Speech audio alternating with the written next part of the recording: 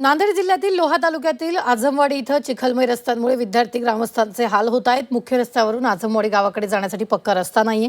पावसाळ्यात हा कच्चा रस्ता पूर्ण चिखलमय होतो। या रस्त्यावरून पायी चालणं देखील अवघड होत आहे। चिखलमय रस्त्यामुळे शाळेत जाणारे विद्यार्थी, रुग्ण यांना मोठ्या संकटाचा सामना करावा लागतोय।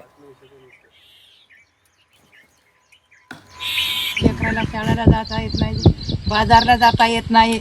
जरी आम्हाला आजारी पडलं तर इथून गाडी सुद्धा नेता येत नाही। तुम्ही आमची एवढीच विनंती की तुम्ही आम्हाला हे रस्ता दुरुस्त करून द्यावे। आजारी माणसं पडली तरी वाहन गावात येत नाही। कोणती डिलिव्हरीची बाय असली तरी वाहन गावात येत नाही। लेकरं लहान लहान शाळेला जायला लेकरं अडाणी राहू शकाले, ही शाळेची सोय नाही। ह्या गावला कोणीच कुठला निधी देत नाही, काही नाही। सरपंचाकडे आम्ही धाव घेतली तर सरपंच म्हणतात की वरून आमच्या हातात निधी नाही, काहीच नाही, आम्ही कुठून रस्ता करायचा।